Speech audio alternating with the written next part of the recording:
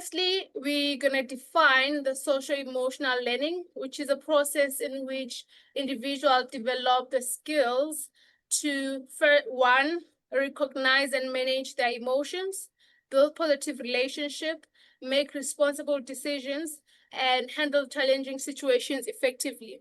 And this is not only directed to children, but also to ourselves as individuals or adults working with kids. And we also have principles for the social-emotional learning, which the first one is going to be self-awareness, which is the ability to consciously recognize and understand your own thoughts, behavior, emotions, and their impact.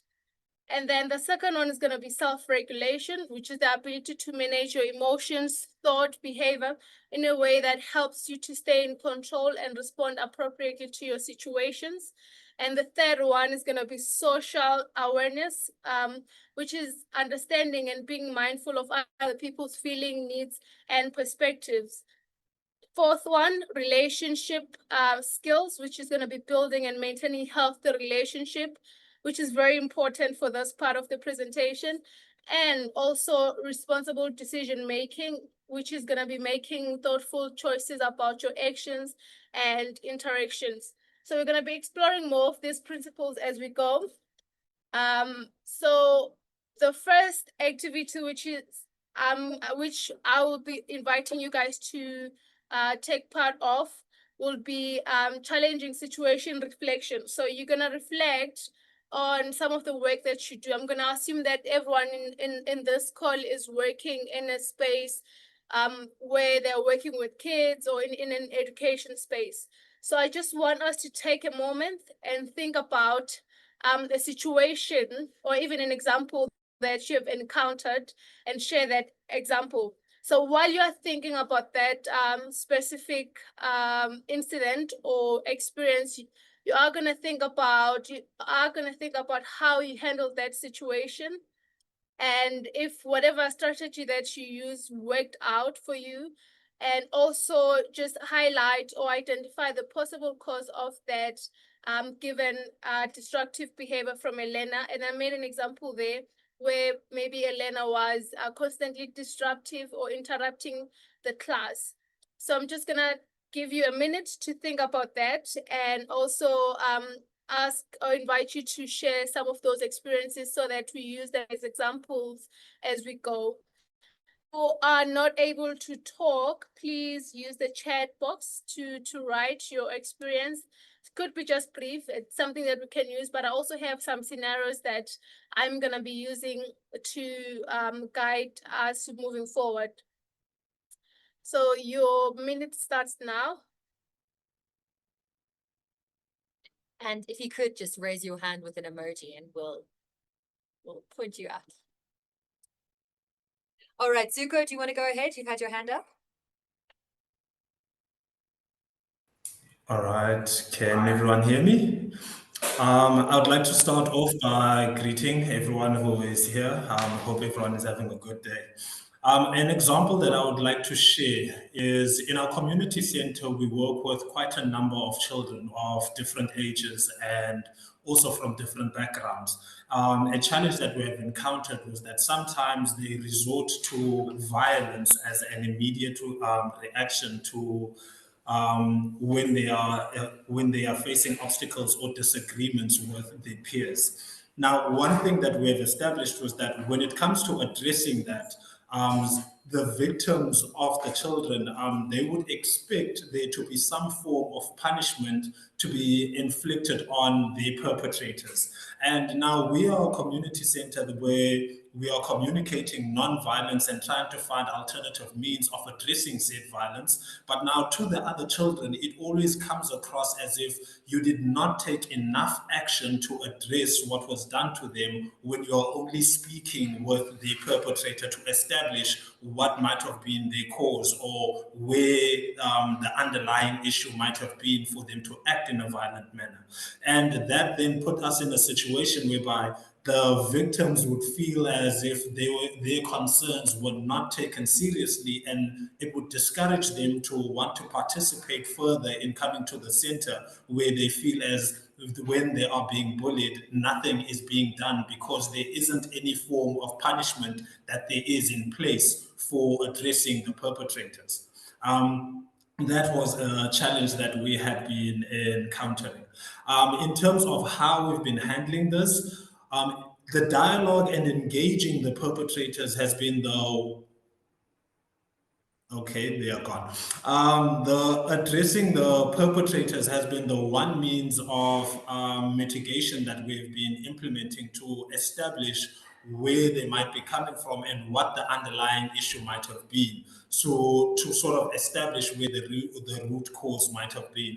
And we still pick up that now some of the perpetrators would respond in a way that they know it is just to get you out of the way or to sort of just get over the issue, but they will be re-offend again immediately when you let them out. So I would like to get some insight on how we could effectively address such cases. Thank you very much. So the first part in this is for us to understand challenging behavior. What is a challenging behavior? So it could present itself in different ways, and I avoided using the definition for that, but gave examples so that it gives us a broader a broader explanation or a broader idea of what could that look like, because it might look different for different people. So some of the example is disruptions. Some of the example is non-compliance, someone not wanting to engage or not wanting to do what they are supposed to be doing, or doing whatever they need to do the correct way. Sometimes it's also aggression. You tend to have kids that are very violent or bully other kids, and the other one is this engagement. They just don't want to be part of that activity or whatever that you're trying to do with them. So we're gonna move on to some of the tools that we use as Kemsizanani to enforce that partnering with the child. The first one is empathy mapping, which is a tool that we use to understand and empathize with the thoughts, feelings, and expressions of others, but in this case, of that particular child. So we have the quadratic model there, where we explore, is it quad, right? Yes. Yeah. 1, 2, 3, 4. Yes, it is. I have to count. So we have to ask ourselves, what is it that they do? What is it that they say, and how do they express what they think, or how does that show up, and how do they feel about certain things, so that we try to understand and have those conversations with them, or guide the conversations with them. But another model is partnering model, which has 4 steps. And we mostly use this one for behavior management, where we have someone during the session who's disruptive. It could be maybe a fight breaking out during the sessions. And this is what we usually advise, or this is what we practice as Kemsizanani when we are engaging with the kids. The first part of the first step is to contain the situation. By containing the situation, the goal is for us to make the child to feel as safe as possible, as much as they are going to be presenting that difficult behavior, and you need to attend to that and maybe neglect some of the things that you were doing or planned to be doing during that time. But you need to be able to contain the situation so that it doesn't get out of hand. But with that, the very important element is to make sure that you make the child involved, or even children around that are exposed to that situation, as safe as possible. The second part is to discuss, especially with the person involved, is to come up with an understanding why this is happening, and in a way that shows that you care about them as much as that is happening, but you love to know more. Yes, so what I was saying is that when it comes to talking with the child, what is important is to show that we care about them and want to find out more about what is happening with them, or why what is happening with them. And the third step is to plan. So In this part, you'll be talking with the child about the solutions to the problem, strategies and ideas for how to make a better outcome next time, or to resolve that situation with the child. And the last one is to return.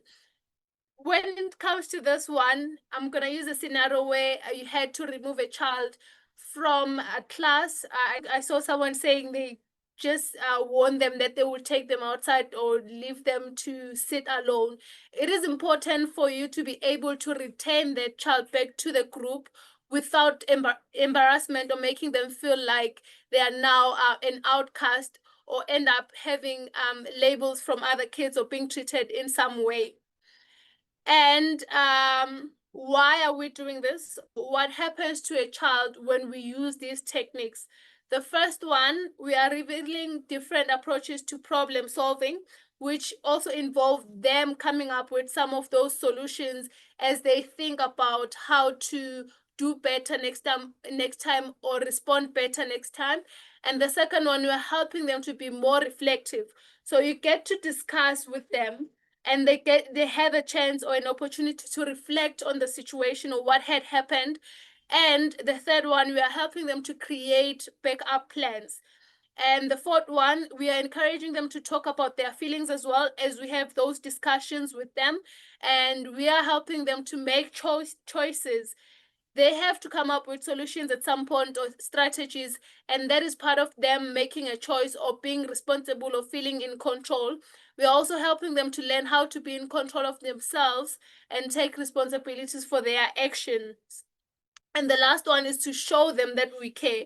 So as you take them through those steps, you need to be consistent with how you are engaging with them, not in a manner that is going to be promoting the behavior that they're presenting, but in a manner that is going to be saying, this is what I want for you. And as an adult, I care for you.